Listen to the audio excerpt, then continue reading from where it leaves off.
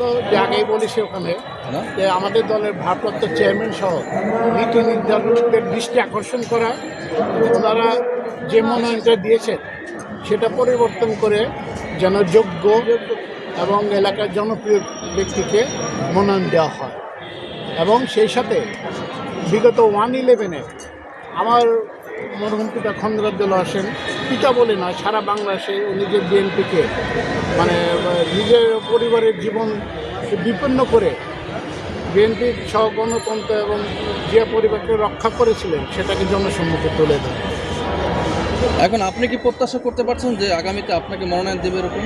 আমি বিশ্বাস করি আমাদের দলের ভারপ্রাপ্ত চেয়ারম্যান জনাব তারেক রহমান, উনি 25শে ডিসেম্বর দেশে ফিরে আসছেন, উনি সঠিক জিনিসটা জেনে, এবং আমি মনে করি যে সেই ব্যক্তিকে মনোনয়নটা আমি পাবো। আপনাদের মনোনয়ন পাবে এটা আপনার বিশ্বাস। জনসম্পৃক্ততা আপনি কতটা মনে করেন আপনার?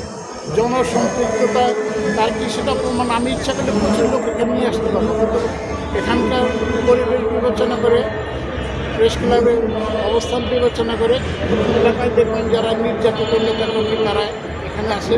এবং জনসম্পৃক্ততা আমি আমার নিজের কথা বলবো না, তাদের থেকে যারা খোঁজ নিব তারাই যদি জানতে পারে এলাকা আমার অবস্থান।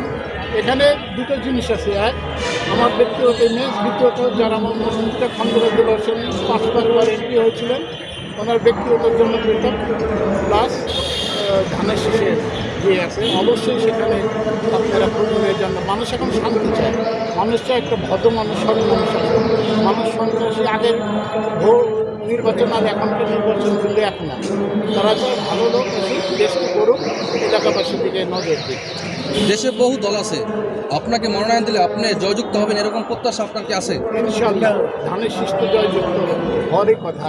এবং সেখানে যে জিনিসটা বললাম, মানুষের চায় ভালো মানুষ ক্ষমতা আসুক, আমি 100% সেটা দিকে জয়যুক্ত ধানের শীষকে এনে দেবো যদি নিরপেক্ষ নির্বাচন হয়।